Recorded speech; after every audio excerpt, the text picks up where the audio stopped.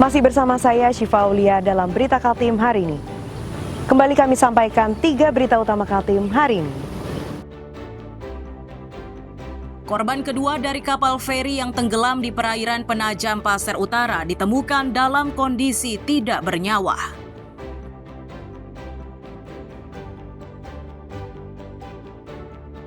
Staf di kantor Dinas Kesehatan Berau ditetapkan jadi tersangka dugaan korupsi gaji dan penghasilan tambahan pegawai.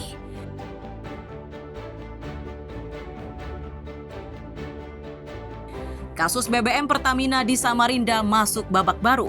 Pertamina, Gubernur, DPRD, dan Wali Kota kini jalani gugatan di meja hijau.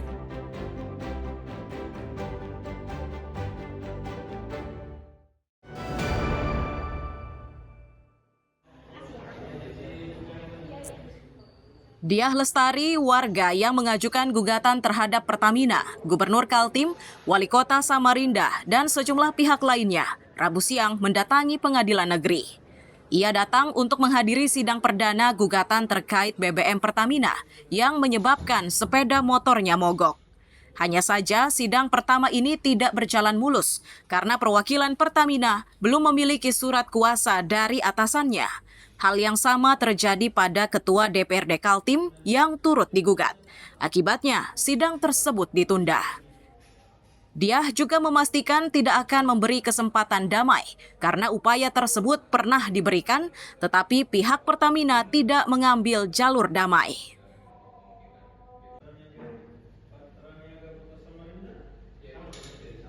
Kalau berdamai di pengadilan enggak deh kayaknya, karena sudah masuk pada pengadilan dan kemarin juga kita sudah memberikan kesempatan sesuai dengan hasil mediasi di BPSK itu ada tertuang bahwa dari pihak pelaku usaha untuk menghubungi kita melakukan pendekatan terkait laporan yang kita lakukan. Namun sampai detik ini dari pihak Patraniaga maupun Pertamina sama sekali tidak pernah menghubungi saya selaku pelapor dan kuasa hukum saya selaku yang mendampingi saya.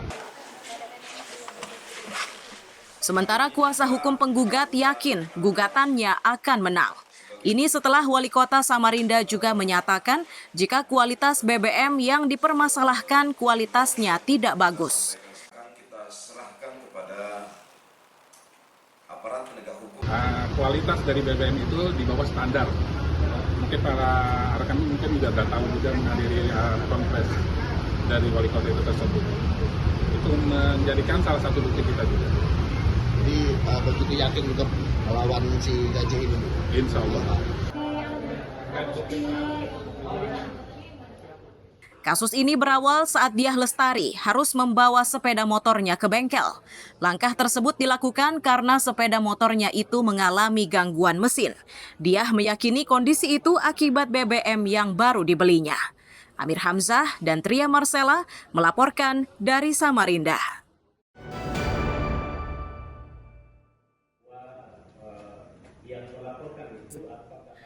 Rapat dengar pendapat mengenai perpisahan sekolah di wilayah Tarakan Tengah dibahas serius di DPRD.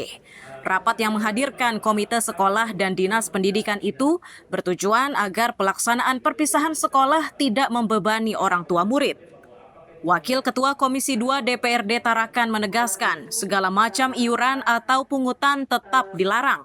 Jika perpisahan sekolah tetap dilaksanakan, pihak sekolah tidak berhak untuk menetapkan patok anggaran yang harus dibayarkan oleh setiap siswa.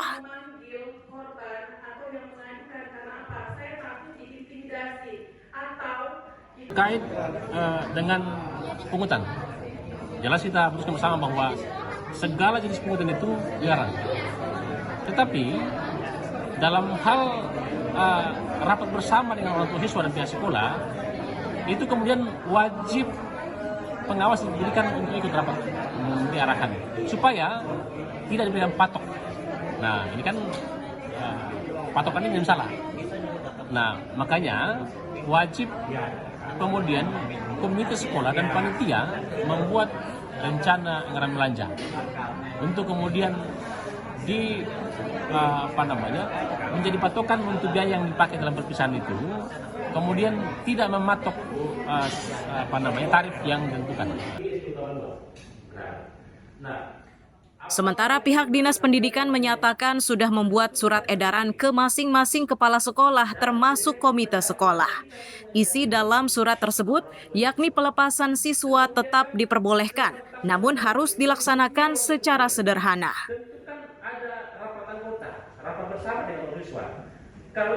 Dan kami dari Dinas Pendidikan Kota Peternakan juga sudah memberikan surat edaran kepada kepala sekolah dan ketua komite bahwa pelaksanaan pelepasan tahun ini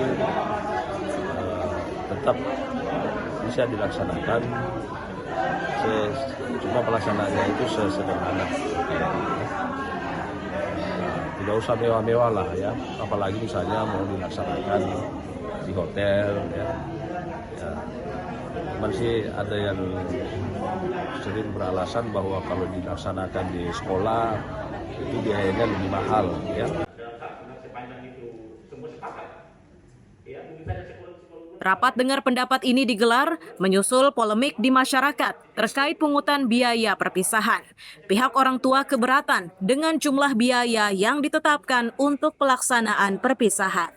Amir Hamzah dan Mustafa melaporkan dari Tarakan, Kalimantan Utara.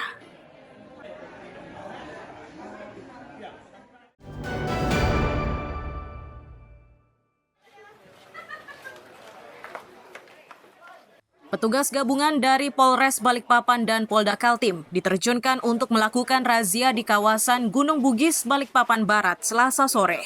Kawasan ini jadi incaran karena terkenal sebagai kampung narkoba. Model razianya yakni dengan memilih secara acak terhadap 43 orang yang berada di kampung tersebut. Orang-orang ini selanjutnya dilakukan tes dengan air seni. Dari jumlah tersebut, lebih separuh atau sebanyak 32 orang yang positif mengonsumsi narkoba. Selain itu, polisi juga mendapati seorang warga yang membawa alat hisap atau bong. Kegiatan razia di tempat-tempat yang diduga atau yang kita curigai terjadinya peredaran gelap. Hasil kegiatan kita pada hari ini terjaring dari yang beberapa orang kita periksa itu ada sekitar 43 orang yang kita periksa dan kita laksanakan urin dan ada 32 orang yang positif dan satu diantaranya adalah perempuan. Kemudian juga kita temukan di antara mereka itu membawa satu paket dan juga membawa satu saja. Setelah dari ini sesuai SOP mereka kita akan bawa ke Polres Balikpapan. Kemudian kita akan minta keterangan lebih lanjut sampai sejauh mana keterlibatan mereka. Dari 32 orang yang positif narkoba ini akhirnya digelandang ke Mapolresta Balikpapan untuk dimintai keterangan. Amir Hamzah dan Riani Mantini melaporkan dari Balikpapan.